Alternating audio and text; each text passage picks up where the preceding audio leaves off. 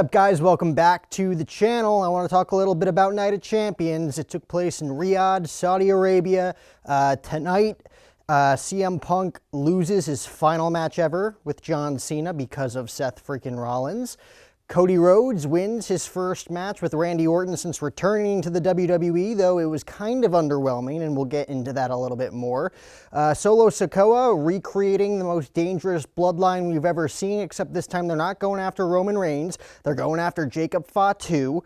Rhea Ripley wins a street fight against Raquel Rodriguez. Sami Zayn wins a very pointless match with Karrion Kross, and a lot more. Jade Cargill is your queen of the ring. She's going to SummerSlam to take on Tiffany Stratton. All that and more right now on O'Hara and Friends. So we're going to get into the meat and potatoes of all of this with Steve Tesh tomorrow on the full Night of Champions recap, which will be out Monday as well. But I want to get my immediate reaction to this because it was such a great card, up and down from match 1 to match 6. I thought this was an A pay-per-view put on, or an A PLE as they would say, in WWE in Riyadh, Saudi Arabia. They're going to be returning there to Riyadh for the Royal Rumble in January of 2026, which I wasn't a big fan of at first, but now seeing the crowd reaction tonight at Night of Champions, I have to reconsider, because that was one of the greatest live WWE crowds we have seen.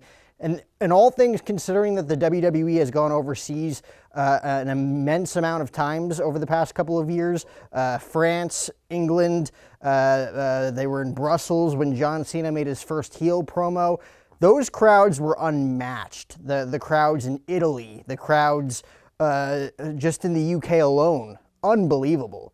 Tonight's crowd in Riyadh, Saudi Arabia either matched it or completely eclipsed those crowds, in my opinion. That was one of the greatest WWE crowds we have ever seen, singing Randy Orton's theme song, singing CM Punk's theme song, singing Seth Rollins' theme song. They really went above and beyond tonight, and the WWE delivered, and their superstars delivered. We had Cody Rhodes versus Randy Orton, the American Nightmare versus the 14-time WWE champion, mentor versus protege for King of the Ring. Nonetheless, we got the final ever matchup between John Cena and CM Punk, a match we never thought we were ever going to see again in the WWE. We got almost a Money in the Bank cash-in from Seth Rollins. We got a street fight between Rhea Ripley and Raquel Rodriguez. We got a new Queen of the Ring and a great match between Asuka and Jade Cargill. And like I said, we're going to get into the meat and potatoes of that tomorrow with Steve Tesh, but I want to talk about my immediate thoughts of the main event. CM Punk versus John Cena one last time. And before we get there, I want to get into what we saw on Friday Night SmackDown, because I put out the video a couple days ago comparing and contrasting CM Punk's pipe bomb to John Cena's pipe bomb that he cut last week on SmackDown in Grand Rapids, Michigan, which I thought was a stellar promo. And how the hell were they going to top that? How the hell were they going to top John Cena completely, not only ripping off CM Punk's pipe bomb promo, but almost doing it completely better to where they destroyed CM Punk's character? Because John Cena told the truth, and that was the truth of the pipe bomb, was that CM Punk became Mr. TKO. CM Punk was no longer the voice of the voiceless. CM Punk was a capitalist. He was the guy that basically went against all of his moral values. I mean, he a few years ago put out a tweet saying that the WWE took blood money from Saudi Arabia, and now he's wrestling in the main event of a match in Saudi Arabia and taking that exact same blood money. CM Punk had to come back strong, and the WWE had to make CM Punk look like that voice of the voiceless character again. And how were they going to do it? He didn't recreate the pipe bomb again. He didn't speak truth. He did speak truth in this promo, but they didn't do it in a way that was going to make him look foolish. CM Punk brought back the Doctor of Thugonomics. John Cena's in the middle of the ring, and all we hear is the Doctor of Thugonomics theme music, and it says Punk Life all over the Titantron, and you're thinking, holy shit, CM Punk's going to come out in John Cena backwards hat and the chain and the Chicago Cubs jersey, the Chicago Bulls hat sideways, and CM Punk's going to rap truth to us about John Cena. What timeline are we living in? CM Punk comes out in a gold, he comes out in the chain, the CM Punk Chicago Cubs jersey, the Chicago Bulls hat, talking about Nikki Bella, talking about how John Cena's the latest version of Hulk Hogan, maybe even a worse off version of Hulk Hogan, talking about how he's going to be doing James Gunn, or he's going to be drying and washing James Gunn's underwear over at DC after he leaves the WWE, saying that tomorrow night you're going to lose to Kendrick, because bitch, you're my Drake. What a great line. All props to the producer on that one, Bobby Roode, as well, for putting that one together. I don't know what timeline we're living in where John Cena's dropping a pipe bomb on CM Punk and CM Punk's dressing up as the doctor of thugonomics. I'm sorry, the doctor of punkonomics, as Triple H put it. The doctor of punkonomics in 2025. Strange times we're living in, folks. And we got another stellar John Cena versus CM Punk match at Night of Champions. It had everything. Like I said, the crowd was unbelievable for this one. CM Punk comes to the ring in a jacket. It's almost like WrestleMania attire because this was a WrestleMania-worthy match. It's a WrestleMania-worthy feud that eclipsed the entire PG era. We never saw John Cena versus CM Punk one-on-one at WrestleMania. We should have, because tonight was a WrestleMania atmosphere with the fireflies and the crowd. CM Punk waiting for John Cena's entrance music, which felt like 20 minutes, which was the same thing at Money in the Bank, the same thing at SummerSlam in their matches back in the day. It felt right. John Cena comes to the ring. Just the overall presentation from a production standpoint, them looking almost as if they're two boxers fighting in a heavyweight pay-per-view boxing match in the Tyson Holyfield era, the way they use those cinematic 4K camera lenses to their advantage as well. Punk versus Cena, we got the GTS reversal into the STF, which was always a classic. We saw attitude adjustment, kick out, attitude adjustment, kick out, attitude adjustment, kick out. CM Punk kicked out of 3 attitude adjustments before he even hit a go to sleep on John Cena. And when he did, John Cena almost had like a glimpse of turning babyface. John Cena was going to hit CM Punk over the head with the WWE Championship. And then, I don't know, he like listened to the crowd a little bit and then threw the title away. And then the fans were happy. And then CM Punk hit him with the GTS. 1, 2, 2.5 kick out. And now you're like, where's this match going? We've seen 3 AAs. We've seen a GTS. Where is this match going? Where does Seth Rollins fit into this? Where does potentially Roman Reigns fit into this if he comes back tonight in Saudi Arabia?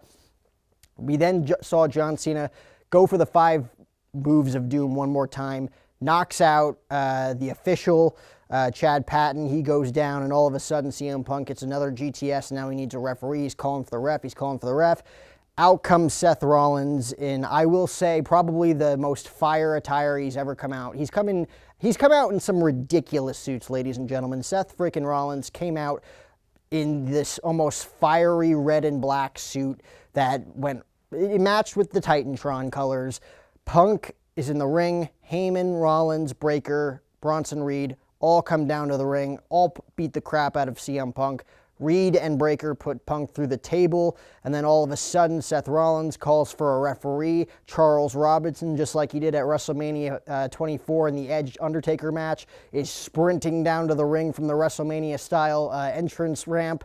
And then out of nowhere, and you're thinking like, okay, something's going to happen here, because there's no way Seth Rollins is just going to cash in and pin CM Punk.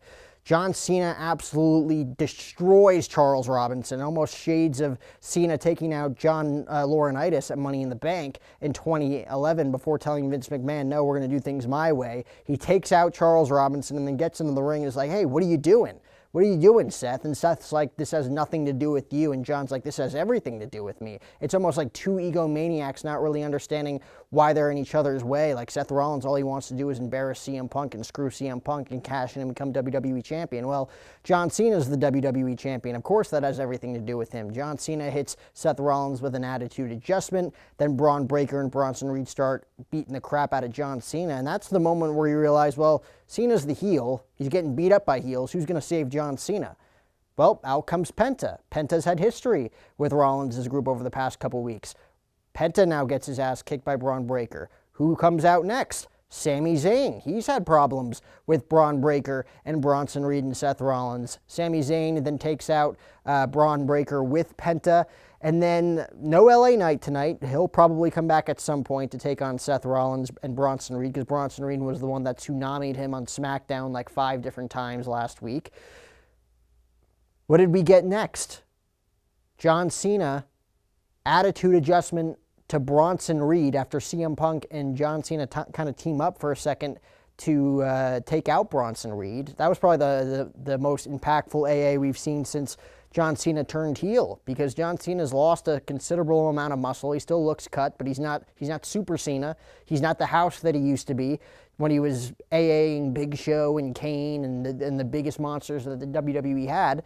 That was a 300-pound plus heavyweight in Bronson Reed getting attitude adjustment by John Cena, and he fell right to his stomach because you can't do that shit anymore, man.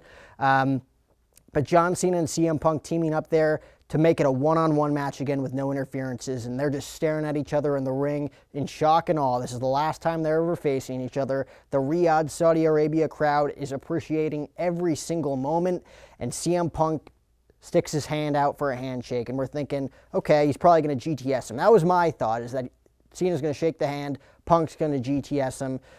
Cena thought about it, I'm like, he's not going to shake his hand, he's a heel. Not only did he shake his hand, ladies and gentlemen, Cena and Punk hugged. John Cena and CM Punk hugged in the middle of the ring. I'm like, holy shit, this is actually a moment of solitary respect between two of the company's greatest superstars. But as soon as he hugged him, John Cena did what he did at the Elimination Chamber. He wasn't looking at The Rock this time. Remember, everybody said that John Cena sold his soul to The Rock, and that when he hugged Cody Rhodes, he looked straight into the eyes of The Rock. When The Rock did the slit throat motion for John Cena to sell his soul and turn heel, John Cena says, I didn't sell my soul to The Rock. This time around, he hugs CM Punk, and he looks directly down into the barrel of the camera and says, without saying any words, saying, this one's for you guys. This is for the fans. Not The Rock, but for the fans. And once again, he goes for the low blow on CM Punk, though CM Punk saw it coming. CM Punk blocks it, goes for the GTS, and for a second I'm thinking, oh my God, CM Punk blocked the move. CM Punk's going to hit him with the go to sleep, and CM Punk is going to win this WWE Championship. But then he kind of fumbled it a little bit. I'm like, okay, there's still more to go in this match.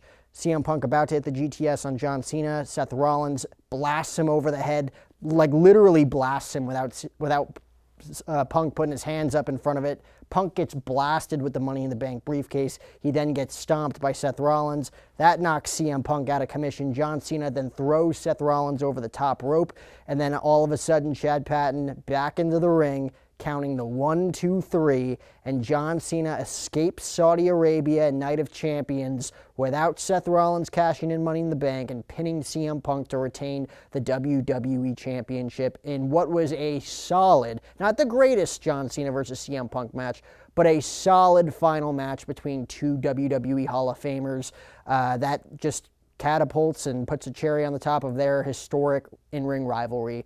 The promo package before the match had them as yin versus yang, yin and yang. You know, Cena was always the babyface, Punk was always the villainous heel and the rebel. The roles have been reversed. Punk's now the hero, John Cena's the heel trying to ruin wrestling.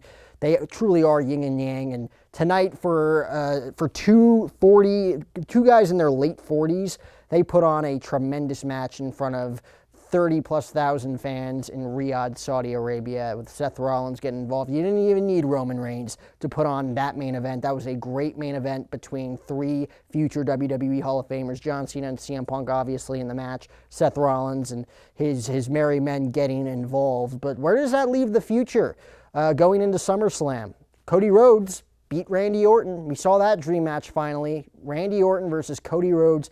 Early on in the match, Randy Orton immediately selling his back injury. I don't know. You don't really know if it's real or if it's fake anymore because he sells it at the most inopportune times. Like, that was probably 5 minutes into the match that Randy Orton suplexed Cody Rhodes off the top rope, and then his back seizes up. You know, like, he was out for 18 months. He was out for almost 2 years with a back injury, had to get back surgery, was told that he was never going to come back. He does. And now he just sells it all the time. You really don't know if he's actually hurt or maybe he's pushing through real injuries or if he's just selling it to tell the story. Cody Rhodes, in a way that we've never really seen him do before, targeted an injured Randy Orton's back. That's his mentor. That's his best friend in the business. Cody Rhodes says he has 5 friends in the business. He said Kevin Owens was one of them on his podcast, and I'd assume Randy Orton is another one. He's attacking Randy Orton's back. Well, he didn't hit John Cena over the head with the championship in the main event of WrestleMania 41. Now he's attacking Randy Orton's back because he knows it's hurt. And that's almost a heel-ish kind of move from a guy that is a white meat babyface. Cody Rhodes would go on to defeat Randy Orton in a great back-and-forth matchup. We saw multiple RKOs out of nowhere from Randy Orton on Cody Rhodes, but it was the final crossroads after Cody Rhodes pushed Randy Orton into the exposed turnbuckle that Randy Orton did expose. That wasn't so much Cody Rhodes exposing it and being a heel in that way, but he did take advantage of the fact that it was exposed by Randy Orton earlier in the match. And then he pins him with the crossroads. 1, 2, 3. He gives his politician-esque address to the WWE Universe after winning King of the Ring. It looked like Randy Orton was going to turn heel. He did not look happy watching Cody Rhodes make that speech. But nonetheless, Cody Rhodes holds the crown in the air. He's the #1 contender for the WWE Championship. They didn't announce it. There was no graphic, so it's not official. As Sam Roberts always says on Not Sam Wrestling, it is not official until you see the graphic.